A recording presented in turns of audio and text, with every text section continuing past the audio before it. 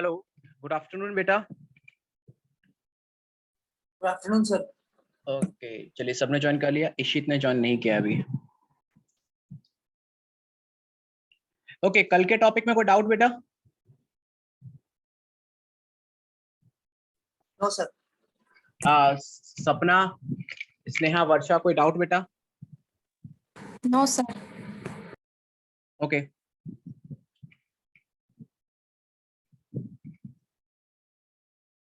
देखिए last lecture में हमने काफी कुछ प्रोटीन के बारे में इंपॉर्टेंट टर्म्स पढ़ लिए हैं, राइट? इंपॉर्टेंट टर्म्स पढ़ लिए हैं प्रोटीन के बारे में, लाइक प्रोटीन के स्ट्रक्चर, प्रोटीन के फंक्शंस, सारे प्रोटीन के ऑलमोस्ट फंक्शंस पढ़ चुके हैं कि प्रोटीन कौन कौन से फंक्शंस शो करता है, राइट? प्रोटीन के स्ट्रक्चर्स पढ़ लिए, प्रोटीन के टाइप्स पढ़ लिए। अब इससे बाहर आपका कोई क्वेश्चन नहीं आएगा स्ट्रक्चर और फंक्शन से रिलेटेड, राइट? आपका अब स्ट्रक्चर और फंक्शन से रिलेटेड अब आपका कोई क्वेश्चन बाहर नहीं आएगा। तो what I mean to say that आपने जो पढ़ा है बेटा प्रोटीन के बारे में, इसकी प्रैक्टिस बहुत जरूरी है। आपको बहुत अच्छे से समझ में आ गया हो वो मैटर नहीं करता, मैटर करता है कि आप उस आपने समझे हुए कंटेंट से क्वेश्चन कैसे अटेम्प्ट करते हो, मैटर वो करता है। यहाँ पर बेटा कोई पैराग्राफ नहीं लिखना, आप लोगों को ध्यान रखना। जब आपने पहले पैराग्राफ लिखते थे तो उसमें तो क्या है कि आप थोड़ा बहुत गलत भी लिख दो तो भी चलेगा, उसमें तो क्या होता है लंबे लंबे पैराग्राफ लिख सकते थे। यहाँ पे तो बेटा क्या होता है सही ऑप्शन आपको फाइंड आउट करना है, सही मतलब ओनली सही, जिसमें कुछ गलत तो होगा ही नहीं, राइट? आपको सही ऑप्शन फाइंड आउट करना है। तो मेरा बस पॉइंट वही है कि आप जब सही ऑप्शन फाइंड आउट कर रहे हो तो आपका जो पॉइंट, वो आपका जो भी पॉइंट है वो आपके क्लियर होने चाहिए, जब भी आप कर पाओगे, अदरवाइज गड़बड़ कर दोगे। तो बेटा do the practice as much as possible. मैं again I am telling you again and again, जितनी प्रैक्टिस करोगे बेटा उतना बेटर होगा। अगर आपसे फिर भी गलतियां हो रही हैं, फिर बेटा आप कोई और like do the more and more practice. कुछ ही स्पेसिफिक गलती होती है बेटा, बस वही प्रॉब्लम होता है कि जब आप हम क्या होता है कि बार बार अटेम्प्ट करते हैं। आपने देखा होगा कई बार लोग 2-2 3-3 साल अटेम्प्ट करते हैं फिर भी नहीं होता, क्योंकि वो सेम मिस्टेक को बार बार रिपीट करते हैं, सेम मिस्टेक को बार बार रिपीट करते हैं। इसलिए मैंने सब आपके जब लाइक आपके जो एग्जाम्स हैं, आपसे जब मैं क्वेश्चन पूछता हूँ, जब आप प्रैक्टिस शीट आपको देती है, तो मुझे पता चल जाता है कि कौन क्या कर रहा है, कौन क्या मिस्टेक कर रहा है। तो मैं आपकी मिस्टेक्स पे ध्यान देना चाहता हूँ। देखिए कॉन्सेप्ट तो आप पढ़ ही लोगे, वो तो आप पढ़ना ही है आपको। नहीं पढ़ रहे तो बेटा वो बहुत बड़ी गलती है, लेकिन प्रॉब्लम है आपकी गलतियां फाइंड आउट करना। तो मैं आपकी गलतियां निकालना चाहता हूँ, जिससे कि आप अपने गलतियां निकालना चाहता हूँ जिससे कि आपके लिए बहुत सुविधा हो पढ़ने के लिए। ओके, चलिए अब हम पढ़ते हैं प्रोटीन की प्रॉपर्टीज के बारे में, कि प्रोटीन की कौन कौन सी प्रॉपर्टीज है। There are the some specific properties of protein which are following: variety, specificity, larger molecule and colloids। ये कुछ स्पेसिफिक प्रॉपर्टी है, इसके अलावा कुछ और भी है। एम्फोटेरिक नेचर एंड डीनेचुरेशन, ये कुछ स्पेसिफिक प्रॉपर्टी है बेटा प्रोटीन की। आप जब मेडिकल कॉलेज में जाओगे तो इन प्रॉपर्टी के बारे में डिटेल में पढ़ोगे। वैरायटी, सब इन चीजों को, यहाँ तो हम केवल वर्ड्स पढ़ रहे हैं, मेडिकल कॉलेज में इनके बारे में डिटेल में पढ़ोगे। Variety, specificity, large small molecule, okay, colloids and amphoteric nature, about their denaturation, वहां पे आप डिटेल में पढ़ोगे चीजों को। यहाँ तो हम बेसिक चीज पढ़ेंगे, बस ज्यादा डिटेल में नहीं पढ़ने वाले। देखिए ये सब आएगा बेटा आपके एमबीबीएस में, ये कार्बोहाइड्रेट, लिपिड, प्रोटीन, प्रोटीन सब आएगा, ये सब आएगा बेटा आपका, दोबारा आएगा एमबीबीएस के अंदर, बट वहां पर उसका रोल चेंज हो जाएगा। ठीक है, वैरायटी पढ़ते हैं सबसे पहले। There are the 1000 types of protein present in a living cell, मतलब एक लिविंग सेल के अंदर 1000 टाइप्स ऑफ प्रोटीन्स होती हैं। some may be structural, some may be the functional, some may be some like in different forms। आपकी variety of protein cell के अंदर present रहती है, जैसे कि आपके केराटिन प्रोटीन्स हैं, हीमोग्लोबिन होता है, मायोग्लोबिन होता है, लाइक इसके अलावा आपके आपके आपके बॉडी के अंदर आपके और भी जैसे कि फीमेल है तो उसमें एल्बुमिन होता है जो प्रोटीन को स्टोर करता है, राइट? एंजाइम्स होते हैं, हार्मोन्स के फॉर्म में होती है, सेल मेम्ब्रेन के में पाई जाती है। वैरायटी ऑफ प्रोटीन्स बेटा एक लिविंग सेल के अंदर पाए जाते हैं, वैरायटी ऑफ प्रोटीन्स, और हर एक प्रोटीन अपना अपना एक स्पेसिफिक फंक्शन परफॉर्म करता है। ठीक है, हम किसी एक प्रोटीन को लेके ये नहीं कह सकते कि वो सेम फंक्शन ही परफॉर्म करेगा। तो जैसी जरूरत होती है प्रोटीन को मॉडिफाइड कर दिया जाता है। ठीक है, तो आपका जो क्या कहते हैं, जैसी जरूरत होती है प्रोटीन को उसके अकॉर्डिंग मॉडिफाइड कर देते हैं। Okay, specificity, each species contain a specific kind of protein which are more similar in closely related species। देखिए हर स्पीसीज के अंदर स्पेसिफिक काइंड ऑफ प्रोटीन्स होते हैं, लेकिन जो रिलेटेड स्पीसीज के अंदर हमेशा आपको कॉमन मिलेंगे। जैसे मेल और फीमेल में आपके जो प्रोटीन्स होते हैं वो ऑलमोस्ट एक जैसे मिलेंगे। कैसे? क्योंकि हमारा फंक्शन एक जैसा है, हम सब में इंसुलिन हार्मोन है, सब में थायराइड हार्मोन्स हैं, हाँ कुछ डिफरेंस लेवल मिलेंगे, और लाइक इसके अलावा एंजाइम्स हैं, डाइजेस्टिव एंजाइम्स है। तो एक ह्यूमंस अगर आप स्पीसीज को कंपेयर कर रहे हैं तो आप एक पर्टिकुलर स्पीसीज में आपको एक like almost same kind of specific protein मिलेगी। और जितना ज्यादा आप स्पीसीज के करीब जाओगे उतना ज्यादा आपको रिलेटिविटी मतलब आपको सिमिलरिटी मिलेगी। जैसा जैसा आप स्पीसीज से दूर जाते जाओगे वहीं पर आपको सिमिलरिटी खत्म होती जाएगी। स्पीसीज होता है क्या बेटा? स्पीसीज लाइक स्पीसीज क्या होता है बेटा? स्पीसीज का मतलब होता है वो वैरायटी। स्पीसीज का मतलब क्या होता है? वो वैरायटी जो कि सेक्सुअल रिप्रोडक्शन कर सकती है, उसको हम स्पीसीज कहते हैं। ठीक है, तो like male and female, humans में male and female they come in a single category. They are the single, they denote to a single species, वो एक सिंगल स्पीसीज के अंदर आते हैं, होमो सेपियन जिसको हम कहते हैं। उनमें एक different like specific kind of proteins होते हैं जो ऑलमोस्ट दोनों में कॉमन होंगे, मेल और फीमेल में। अगर आप लाइक जैसे हमारे सबसे क्लोज रिलेटेड कौन होता है? सबसे क्लोज रिलेटेड हम मानते हैं जनरली एप, मंकीज को। तो मंकीज और हम में almost same type of protein पाई जाती है। क्योंकि उसका रीजन क्या है? उसका रीजन ये है क्योंकि बेटा प्रोटीन को बनाने के लिए रेस्पॉन्सिबल कौन होता है? Genetic material. और जेनेटिक मटेरियल में जैसे जैसे इवोल्यूशन आता है वैसे वैसे स्पीसीज का डेवलपमेंट होता है। तो इट मीन जैसे मंकीज थे तो मंकीज के अंदर जो डीएनए था उसमें डेवलपमेंट हुआ, जब तो बेटा ह्यूमंस का फॉर्मेशन हुआ। तो इन ए शॉर्ट फॉर्म कि आपके जो मंकीज के अंदर भी और हमारे अंदर कहीं ना कहीं जेनेटिक मटेरियल में सिमिलरिटी है। और जब जाके जेनेटिक मटेरियल में सिमिलरिटी होती है उसी के तो बेस पे बेटा प्रोटीन भी सेम मिलता है। ओके,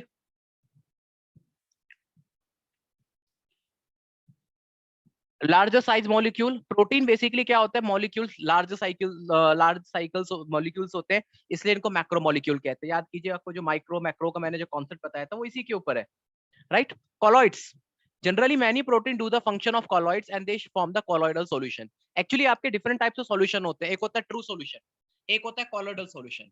ट्रू सॉल्यूशन का मतलब क्या है? जैसे आपने वाटर के अंदर सॉल्ट को डाल दिया तो सॉल्ट इजीली आपकी वाटर के अंदर डिसॉल्व हो जाएगा, इसको कहते हैं true solution. Okay, so actually क्या वो डिसोल्यूशन हुआ है? एक्चुअली सॉल्यूशन बना है। तो your salt get dissolve in a water, तो एक्चुअली सॉल्यूशन बना है, that's why it's called the true solution. While in case of the colloidal solution, जैसे कि आप कॉलॉइड्स को अगर आप प्रोटीन को आप पानी के अंदर डालिए तो वो कंप्लीटली डिसॉल्व नहीं होता, एक कॉलॉइड्स बन जाते हैं उसके कुछ फाइबर। जैसे देखोगे अगर आप प्रोटीन को कई बार पानी में डाल देखिए, आप प्रोटीन को वाटर के अंदर ग्लूकोज डालिए वो डिसॉल्व हो जाएगा। वाटर के अंदर आप प्रोटीन को डालिए लेकिन वो डिसॉल्व नहीं होगा, कॉलॉइडल सॉल्यूशन बना लेगा। ठीक है, तो इसलिए प्रोटीन हमेशा कॉलॉइड नेचर दिखाते हैं, राइट?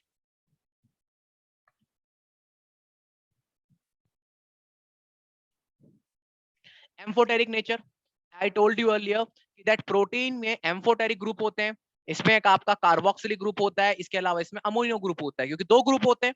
और अकेला ऐसा लाइक ऑर्गेनिक कंपाउंड है जो कि दो फंक्शनल ग्रुप को शो करता है, कार्बोक्सिलिक ग्रुप और अमोनिया ग्रुप। अकेला ऐसा कंपाउंड है इस अर्थ के ऊपर जिसमें दो फंक्शनल ग्रुप होते हैं, एक अमीनो ग्रुप और एक कार्बोक्सिलिक ग्रुप। और बेटा दोनों अलग अलग प्रॉपर्टी दिखाते हैं, बिल्कुल केमिकल प्रॉपर्टी दोनों की अलग है, कोई सिमिलरिटी नहीं है दोनों की केमिकल प्रॉपर्टीज के अंदर, दोनों अलग अलग है। इसलिए इसको एम्फोटेरिक कहते हैं। एम्फोटेरिक का मतलब ही डबल से होता है।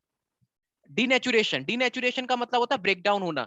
Eight a high temperature your protein get denature, like the protein molecules, the bond between a protein molecule they get break down at a high temperature। जैसे क्या होता है कि आपने देखा होगा नॉर्मली, जैसे कई बार फीवर होता है तो फीवर के टाइम पर भूख नहीं लगती। उसका रीजन क्या होता है? जैसे आपकी बॉडी का फीवर बढ़ने लगता है तो आपकी बॉडी के जो डाइजेस्टिव एंजाइम्स होते हैं उनकी डेथ होने लगती है, मतलब वो खत्म हो जाते हैं, डीनेचर हो जाते हैं एंजाइम्स। जब एंजाइम्स डीनेचर हो जाते हैं तो डीनेचर होने की वजह से क्या होता है, क्योंकि अब बॉडी का टेम्परेचर हाई हो गया है तो एंजाइम्स क्या होते हैं? डीनेचर। डीनेचर का मतलब क्या होता है? उनके जो प्रोटीन के बीच में जो बॉन्ड है, may be hydrophobic, may be ester bond, may be like an ionic bond, may be a van der Waals bond, ये बॉन्ड हाइड्रोजन बॉन्ड, तो ये बॉन्ड टूटने लग जाते हैं धीरे धीरे। और प्रोटीन क्या होता है? जैसे कि टर्सरी स्ट्रक्चर में, जैसे मान के चलो प्रोटीन आपका टर्सरी स्ट्रक्चर में, तो वो सेकेंडरी स्ट्रक्चर में कन्वर्ट हो जाएगा। सेकेंडरी स्ट्रक्चर है तो प्राइमरी स्ट्रक्चर में कन्वर्ट हो जाएगा। So the same happen here. तो जब आपके जो एंजाइम्स होते हैं वो टर्सरी स्ट्रक्चर में होते हैं, एट ए हाई टेम्परेचर उनके बीच में जो बॉन्ड होते हैं they start to get break down, धीरे धीरे ब्रेक होना शुरू हो जाते हैं। तो आपका टर्सरी स्ट्रक्चर कन्वर्ट हो जाता है सेकेंडरी स्ट्रक्चर में, राइट? तो टर्सरी स्ट्रक्चर किसको डिनोट करते हैं? एंजाइम्स को। तो अब एंजाइम रही नहीं आपके, वो तो सेकेंडरी स्ट्रक्चर में कन्वर्ट हो गए। स्लोली एंड स्लोली जब टेम्परेचर और हाई होता है तो सेकेंडरी स्ट्रक्चर प्राइमरी स्ट्रक्चर में कन्वर्ट हो जाता है। फिर जब जाके और टेम्परेचर हाई होता है तो प्राइमरी स्ट्रक्चर भी फिर धीरे धीरे इसके पेप्टाइड बॉन्ड टूट जाते हैं और एमिनो एसिड्स में कन्वर्ट हो जाता है। लाइकवाइज इस तरीके से हाई टेम्परेचर पे प्रोटीन लगातार अपने आप को ब्रेक डाउन करता रहता है। इसलिए क्या होता है कि जब हाई टेम्परेचर होना बड़ा खतरनाक होता है, जब ज्यादा फीवर आता है तो ज्यादा फीवर में लीवर डैमेज तक हो जाता है, क्योंकि लीवर के अंदर जितने भी एंजाइम्स होते हैं वो सारे डैमेज हो जाते हैं, और एक बार एंजाइम्स की डेथ होने लगी तो आपकी बॉडी में कुछ बचा ही नहीं फिर। इसलिए हाई टेम्परेचर पे होना बहुत डेंजरस होता है, इसलिए ज्यादा फीवर होने पे भी, वैसे तो बाय द वे फीवर एक डिफेंस मैकेनिज्म होता है बॉडी का, लेकिन फिर भी हाई फीवर होने पर भी बॉडी के टेक केयर करना और बॉडी का फीवर डाउन करना बहुत जरूरी है। इसलिए क्या होता है कि हाई फीवर में आपको बीमार कमजोरी आने लगती है, क्योंकि आपके सारे प्रोटीन टूट चुके होते हैं, फंक्शनली रहते ही नहीं है, तो आप वीकनेस फील करने लगते हो, भूख नहीं लगती, क्योंकि सारे एंजाइम्स खत्म हो चुके हैं। That's why it's happen. Any doubt?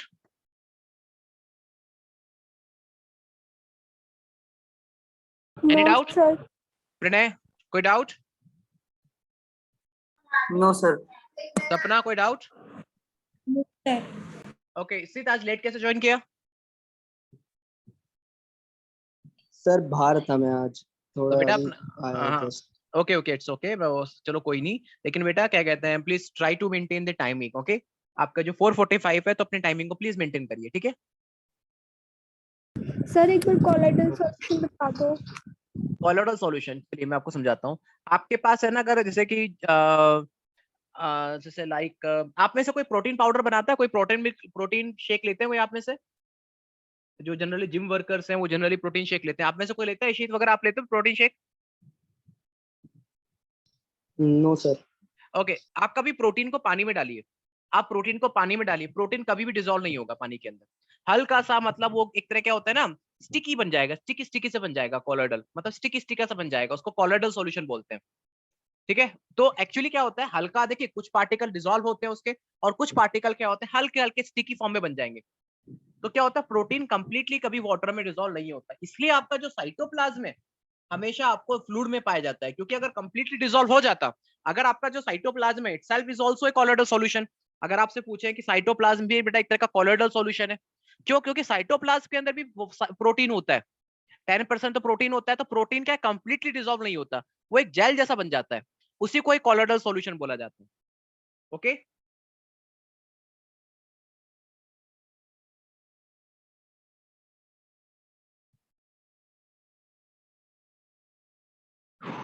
समझ में आया बेटा?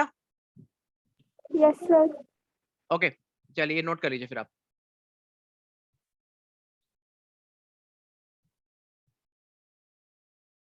ये नोट कर लीजिए। और इनकेस बेटा कभी भी लेट हो जाए या फिर किसी भी रीजन में आप बिजी हो, पहले तो होना ही नहीं चाहिए, लेकिन अगर आप किसी भी रीजन से आप बिजी हो या फिर लेट ज्वाइन करो, फर्स्ट ऑफ ऑल तो ये होना ही नहीं चाहिए, ओके? अगर इनकेस फिर भी जेन्युइनली अगर आप थोड़ा सा लेट हो रहे हो तो please message me before, okay? Yes sir, वो फोन भी घर पे था। हाँ, it's okay, but next time थोड़ा ध्यान रखिएगा प्लीज, ठीक है?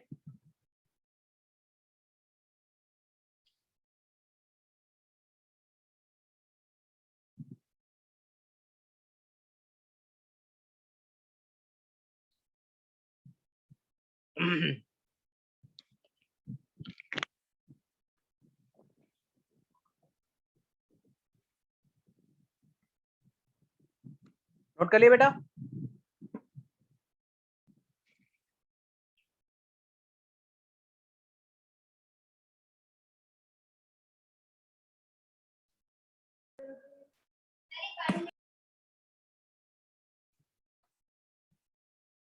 लिख लिया बेटा? Sir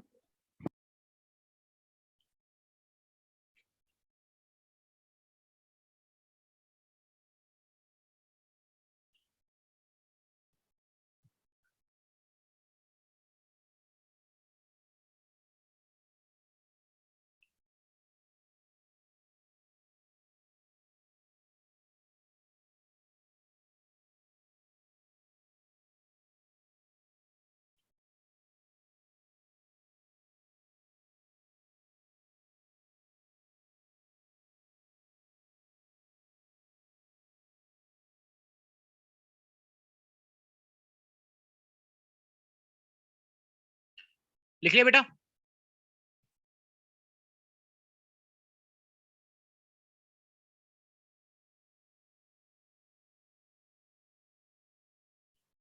yes sir.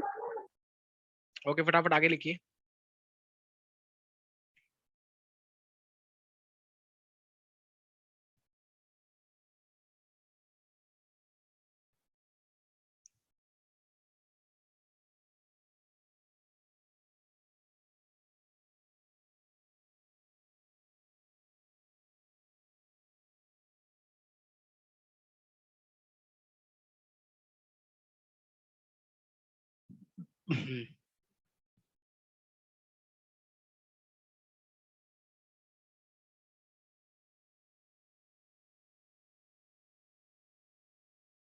ओके, लिख लिया बेटा? सर एक सेकंड।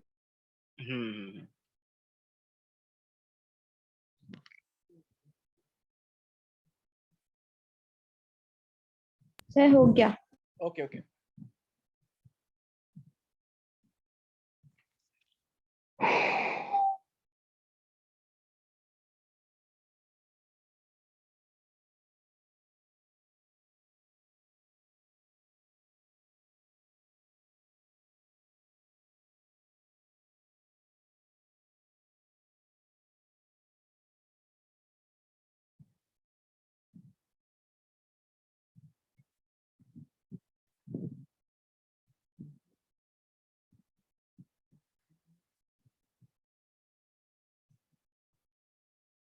ओके, हो गया बेटा?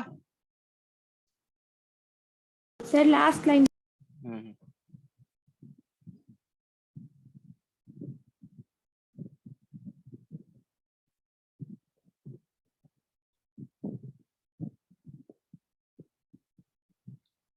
ओके, चले आगे। Yes sir.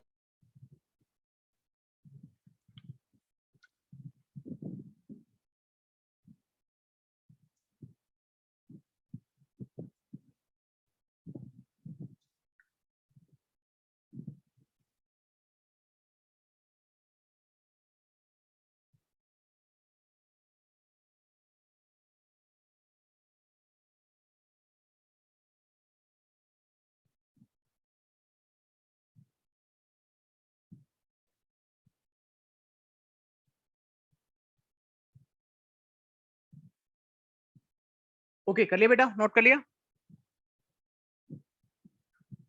No.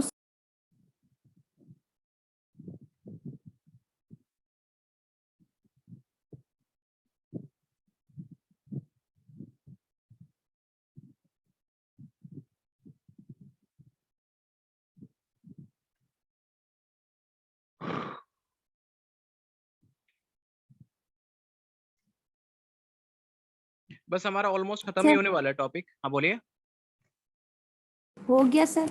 Okay okay okay, चलिए लास्ट टॉपिक है हमारा। एक इंपॉर्टेंट पॉइंट है बेटा, थोड़ा ध्यान रखिएगा। एक साइंटिस्ट थे डॉक्टर रामाचंद्रन। एक साइंटिस्ट थे बेटा डॉक्टर रामाचंद्रन। रामाचंद्रन बैंगलोर में एक साइंस का सबसे बड़ा इंस्टीट्यूट है, एशिया का सबसे बड़ा साइंस का इंस्टीट्यूट बैंगलोर में है, जिसका नाम है Indian institute of science, IISc। Okay, एक जो साइंस का सबसे बड़ा इंस्टीट्यूट है, नॉट इन इंडिया लेवल, पूरे एशिया लेवल पे बेटा उसका नाम है। आपने नाम सुना होगा डॉक्टर सीवी रमन का। डॉक्टर सीवी रमन का नाम सुना हो आपने? तो डॉक्टर सीवी रमन का एक कंट्रीब्यूशन था उसको स्टार्ट करने में। डॉक्टर सीवी रमन का एक कंट्रीब्यूशन रहा है बेटा उसको स्टार्ट करने के लिए। इवन इंडिया के, इवन वर्ल्ड के कितने नोबेल प्राइज विनर्स ने उन्होंने वहां पर काम किया। डॉक्टर रामाचंद्रन भी बेटा वहीं से बिलोंग करते थे। एक एग्जाम होता है आपका, मतलब 12th के बाद में एक एग्जाम होता है, KVY किशोर योजना समथिंग एक एग्जाम होता है, KVSP एक एग्जाम होता है आपका 12th के बाद में। तो वो इंस्टीट्यूट ही एग्जाम लेता है, जिसमें आपको कुछ वैज्ञानिक, मतलब आपको मतलब कुछ साइंस के ग्रेजुएशन करने का वहां से मौका मिलता है, जिसमें आपको वैरायटी ऑफ साइंटिफिक टेक्नोलॉजी सिखाई जाती है। तो कुछ स्कॉलरशिप मिलती है वहां से उस टेस्ट को क्लियर करने पर, जो IISc बैंगलोर कराता है। आप भी वहां से कर सकते हो, लेकिन उसके लिए बेटा वही, इसके लिए आपको थोड़ा सा एडवांस सोचना होगा। तो वहां पे एक साइंटिस्ट है डॉक्टर रामाचंद्रन, वहां की बेटा बड़े बड़े रिसर्च सामने आती है। उन्होंने क्या हुआ था कि एक प्रोटीन के स्ट्रक्चर को बनाने के लिए एक प्लॉट दिया था, जिसको कहते हैं रामाचंद्रन प्लॉट। मैं रामाचंद्रन प्लॉट के बारे में ज्यादा डिस्कस नहीं करूंगा आपसे, क्योंकि वो 3D व्यू है, तो आपको समझाना पड़ेगा एक्स एक्सिस पे क्या आता है, वाई पे क्या आता है, जेड एक्स पे। ज्यादा मैं आपसे डिटेल में डिस्कस नहीं करूंगा, क्योंकि आप मेडिकल कॉलेज में जब जाओगे तो रामाचंद्रन प्लॉट सिखाया जाएगा कि एक प्रोटीन को कैसे डिफाइन किया जाता है। आप कई बार नेट पे भी देखोगे तो प्रोटीन को, कई बार आप ऐसे देखोगे तो प्रोटीन को कई बार देखा होगा रिबन के फॉर्म में लिखा, रिबन के फॉर्म में इस तरीके से कई बार डिफाइन किया जाता है। इस तरह से आप देखोगे कई बार प्रोटीन को इस तरह से रिबन के फॉर्म में दिखाया जाता है। अगर आप इंसुलिन हार्मोन या फिर किसी पर्टिकुलर का स्ट्रक्चर देखोगे इंटरनेट पर, तो वो रिबन के फॉर्म में होता है। तो रामाचंद्रन प्लॉट के थ्रू डिफाइन किया जाता है कि उसका स्ट्रक्चर क्या होगा। मैं आपसे ज्यादा डिस्कस नहीं करूंगा रामाचंद्रन प्लॉट के बारे में, क्योंकि वो XYZ मतलब इस तरीके से डिफाइन करता है वो, ठीक है, जिसके 4 कॉलम बन जाते हैं, एक यहाँ पर, एक ये। तो इस तरीके से वो 4 डायरेक्शन में 3 मतलब 3 डायमेंशनली शो करता है। बस इतना ध्यान रखिए कि रामाचंद्रन एक साइंटिस्ट थे जिन्होंने एक प्लॉट बनाया था जिससे हम प्रोटीन के स्ट्रक्चर को डिफाइन कर सकते हैं। ओके, क्योंकि इससे क्वेश्चन आ चुका है नेट 2019 के अंदर। The Ramachandran plot is used to confirm the structure of RNA, protein, triglyceride, DNA. तो राइट आंसर है आपका प्रोटीन है। ठीक है, क्योंकि एक बार क्वेश्चन पूछा जा चुका है, इससे ऊपर कुछ नहीं आएगा।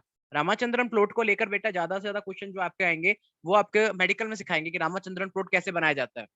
उसको आपको सही तरीका सिखाया जाएगा कि एक इंसुलिन हार्मोन का रामाचंद्रन प्लॉट बनाना है आपको, तो वहाँ सिखाया जाएगा आपको। ठीक है, लाइक थायरॉक्सिन हार्मोन का बनाना है, किसी एंजाइम का बनाना है, तो किस तरीके से रामाचंद्रन प्लॉट बनाओगे आप, तो क्या क्या कैरेक्टरिस्टिक होनी चाहिए उसके बनाने के लिए, तो वो बेटा आप वहां पर सीखोगे। तो यहाँ पर उसके बारे में क्या कहते हैं ज्यादा नहीं ध्यान रखना, बस रामाचंद्रन प्लॉट का नाम याद रखना। ठीक है, चलिए ठीक है बेटा, बस इतना ध्यान रखिए, नोट कर लीजिए इसको।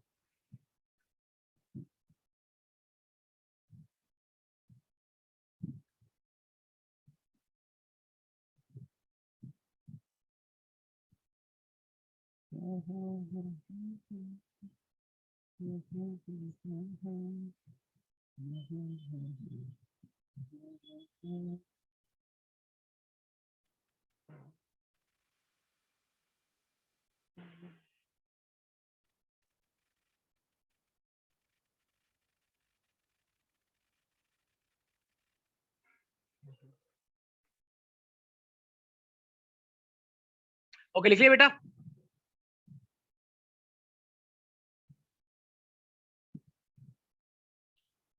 इसका डायग्राम का नाम ध्यान रखना, इसका आंसर है protein B. Ramachandran plot used to confirm the structure of protein, मतलब प्रोटीन के स्ट्रक्चर को ध्यान रखना, प्रोटीन के कौन से 3 डायमेंशनल व्यू को, 2D पे काम नहीं करता, 3 डायमेंशनल व्यू पे काम करता है, राइट।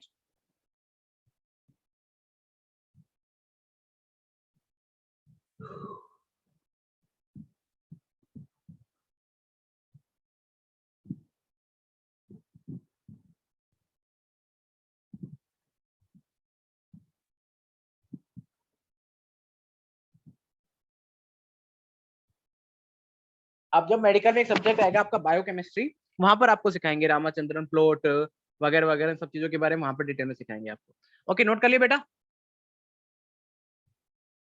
नोट हो गया है स्नेहा? Yes sir. तो बेटा मैं कब से बोल रहा हूँ, बोलिए आपको। Yes sir. ओके, एक मिनट।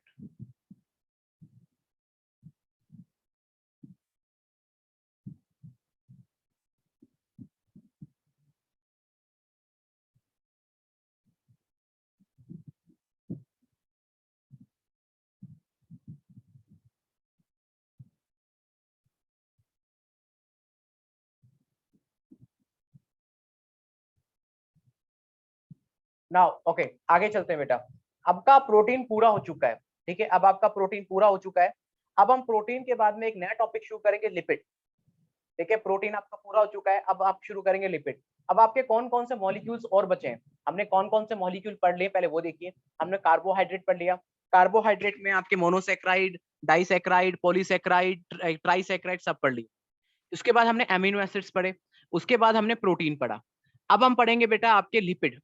लिपिड के बाद आपका और क्या पढ़ना बाकी है, लिपिड की पढ़ेंगे, लिपिड के बाद है आपका न्यूक्लियोटाइड्स, और फिर लास्ट है आपका एंजाइम्स। ये आपके लास्ट टॉपिक बचे हैं, 3 टॉपिक और बचे हैं आपके। ठीक है, तो अब हम लिपिड पढ़ना शुरू करेंगे। तो लिपिड को सबसे पहले ध्यान रखना है, ये थोड़ा ये इसमें से कुछ क्वेश्चंस होते हैं जो इंपॉर्टेंट है। Lipid term first of all it was given by the Bloor in 1943, right. They are fatty acid esters of alcohol. इसका मतलब क्या होता है fatty acid esters of alcohol? Actually क्या होता है, लिपिड होता है बेटा, जो लिपिड होता है बेटा वो फैटी एसिड और अल्कोहल के बीच में एस्टर बॉन्ड से जुड़ा हुआ होता है। मतलब लिपिड में 2 चीज होती हैं, एक होता है फैटी एसिड, दूसरा होता है अल्कोहल, और उनके बीच में बनता है एस्टर बॉन्ड। मतलब आपके लिपिड में 2 चीजें होती हैं, पहली कौन सी, फैटी एसिड, और दूसरा कौन सा होता है, अल्कोहल। और दोनों आपस में जुड़ते किससे बेटा, दोनों आपस में जुड़ते हैं एस्टर बॉन्ड से। मतलब इस तरीके से दोनों किससे जुड़ते हैं बेटा, दोनों जुड़ते हैं एस्टर बॉन्ड से। मतलब फैटी एसिड और अल्कोहल 2 अलग अलग कंपोनेंट है, और दोनों किससे जुड़ते हैं, एस्टर से जुड़ते हैं, इसलिए इसको क्या बोलते हैं, एस्टर एक बॉन्ड होता है, मैं दिखाऊंगा आपको अभी। तो fatty acid ester of alcohol कहते हैं। They are insoluble in water. अब आपको पता है बेटा लिपिड जो होता है ऑयल, ऑयल लाइक कभी वाटर में डिसॉल्व नहीं होता, अगर आप पानी पे डाल भी दोगे तो हमेशा पानी के ऊपर तैरेगा। क्योंकि इसकी डेंसिटी पानी से काफी कम होती है, that's why they are very insoluble in water, but they are soluble in organic solvent. देखिए हमेशा ध्यान रखना, केमिस्ट्री का एक रूल है कि सेम ही सेम को डिसॉल्व करता है, आपने शायद पढ़ा भी हो या फिर आप फ्यूचर में पढ़ोगे। केमिस्ट्री का एक इंपॉर्टेंट रूल है कि सेम ही सेम को डिसॉल्व करता है। इसका मतलब क्या है बेटा, इसका मतलब सिंपल सा है कि आपका, देखिए लिपिड क्या है, ऑर्गेनिक सॉल्वेंट है, तो ऑर्गेनिक सॉल्वेंट में ही डिसॉल्व होगा।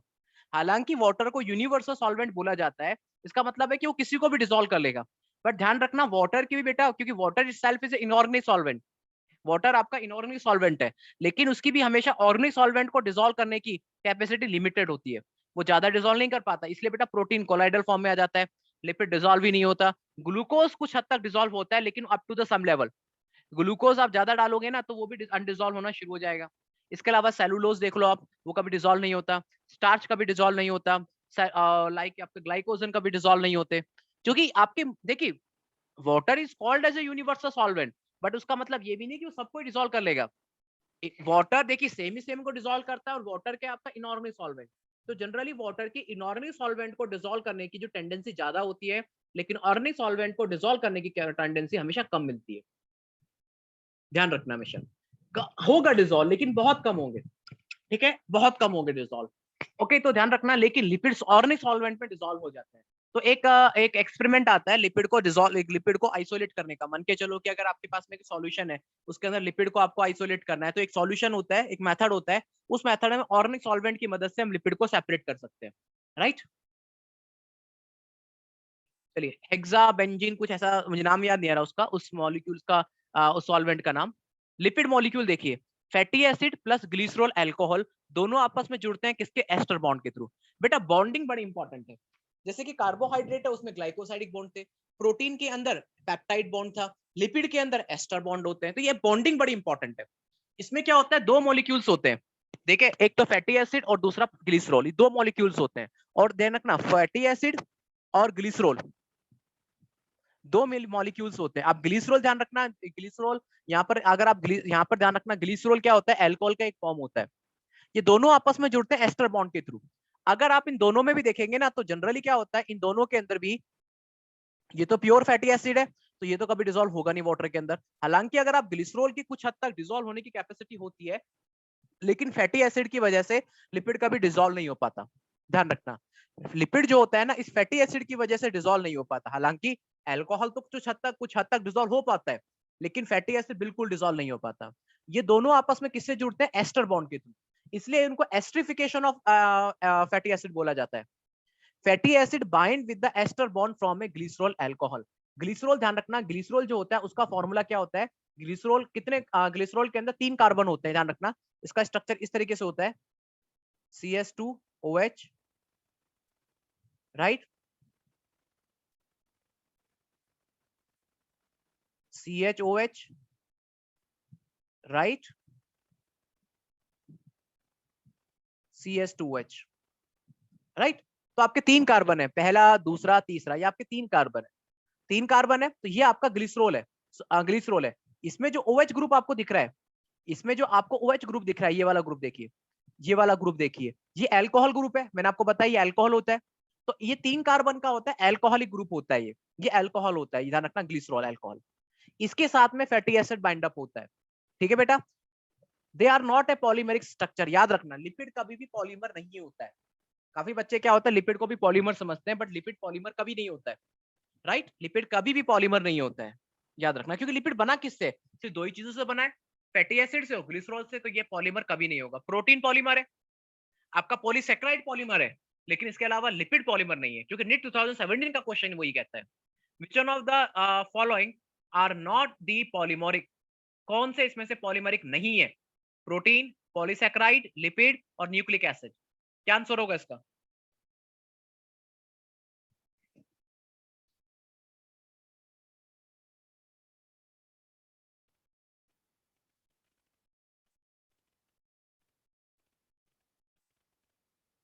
बेटा फटाफट आंसर दीजिए।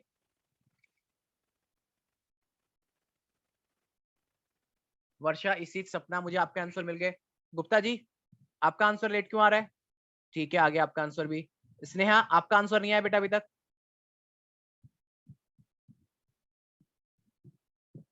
ठीक है, इस राइट आंसर इज लिपिड। आपका राइट आंसर क्या होता है? लिपिड है, क्योंकि देखिए प्रोटीन भी बेटा आपका पॉलीमर है, वो किसका पॉलीमर है? एमिनो एसिड का।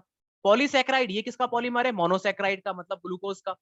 न्यूक्लिक एसिड ये हमने पढ़ा नहीं है फिलहाल ये, लेकिन ये न्यूक्लियोटाइड्स का पॉलीमर है, क्योंकि जो डीएनए होता है वो न्यूक्लिक एसिड होता है। तो आपका एक ही आंसर आता है लिपिड। ध्यान रखना, देखिए नीट 2017 का क्वेश्चन है। पहले आप नोट कर लीजिए, तो हम धीरे धीरे आगे चलते हैं, ठीक है।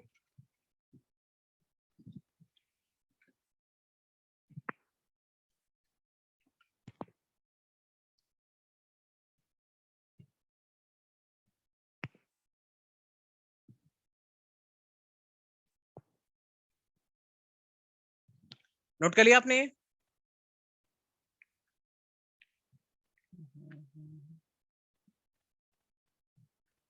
No sir. ओके।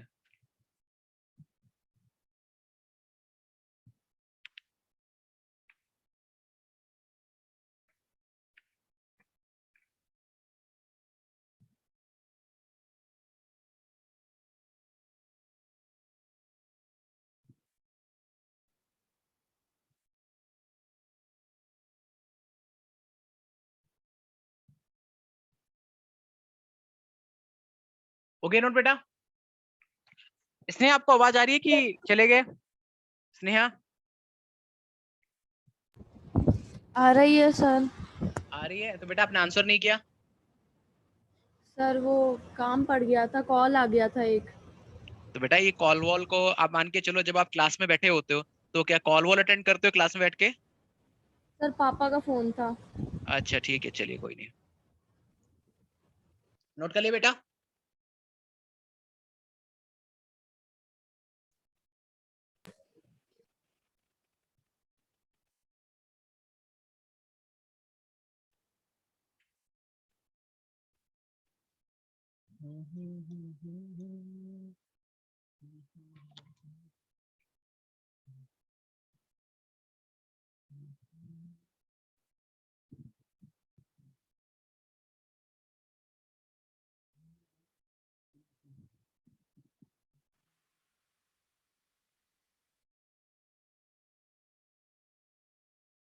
ओके बेटा नोट। सर बस एक सेकंड।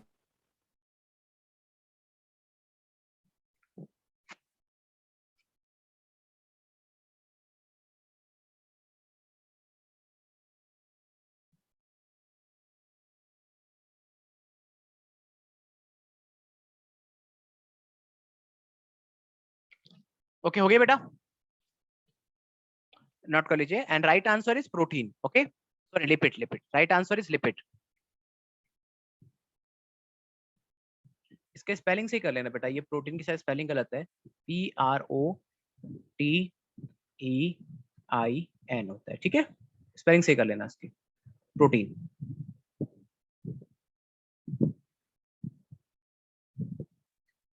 करनी है।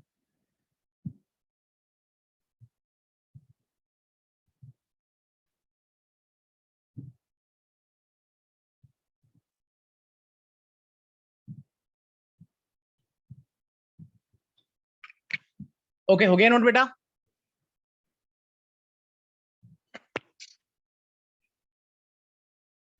Yes sir. चलिए लिपिड के बारे में आगे देखिए। देखिए लिपिड भी आपका एक ऑर्गेनिक कंपाउंड है। तो ऑर्गेनिक का मतलब क्या होता है? कार्बन तो होगा ही होगा। कार्बन के अलावा हाइड्रोजन भी होता है, क्योंकि कार्बन जैसे ऑर्गेनिक कंपाउंड में क्या है, कार्बन और हाइड्रोजन तो फिक्स है ही। इसके अलावा ऑक्सीजन भी होता है, लेकिन लेकिन लेकिन कार्बन बेटा ऑक्सीजन से बहुत बहुत ज्यादा हाई होता है। इसलिए लिपिड जितने भी होते हैं ऑक्सीजन डेफिशिएंट मॉलिक्यूल होते हैं। आपका जो लिपिड होता है बेटा उसके अंदर ऑक्सीजन बड़ा कम होता है, कार्बन बहुत ज्यादा होता है, लेकिन ऑक्सीजन के कंपैरिजन में कार्बन बहुत ज्यादा होता है। इसलिए आपने देखा होगा जब भी आप घर में खाना बनाते हैं, तो घर में खाना बनाते समय जब ऑयल को हमें बहुत ज्यादा जलाना पड़ता है, क्योंकि ऑयल के अंदर खुद के अंदर ऑक्सीजन की बड़ी कमी है। क्योंकि हम जलाने के लिए कौन सी गैस यूज करते हैं? कहीं पे भी आपको जलाना ऑक्सीजन यूज करते हैं। इसलिए क्या होता है बेटा, ऑक्सीजन यूज करते हैं। इसलिए जब आप ऑयल को गर्म करते हो तो गर्म करने के लिए क्या है, इसको जलाना पड़ेगा। अब उसके अंदर खुद के अंदर तो ऑक्सीजन तो है नहीं, खुद के अंदर तो ऑक्सीजन है नहीं, तो हमें बहुत ज्यादा देर तक उसको जलाना पड़ता है ऑयल को, क्योंकि वो खुद ऑक्सीजन डेफिशिएंट मॉलिक्यूल होते हैं। इनके अंदर ऑक्सीजन बहुत कम होता है, ऑक्सीजन डेफिशिएंसी इनकी बहुत कम होती है। राइट।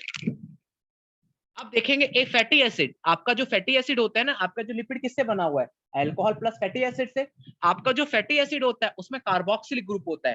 कार्बोक्सिल ग्रुप का मतलब होता है ऐसा, COOH, इसको कहते हैं कार्बोक्सिलिक ग्रुप, राइट। इसको क्या कहते हैं, इसको कहते हैं कार्बोक्सिलिक ग्रुप कहते हैं इसको, जो कि R ग्रुप से जुड़ा हुआ होता है। अभी R ग्रुप क्या होता है, R ग्रुप एमिनो एसिड में भी था इस तरीके से।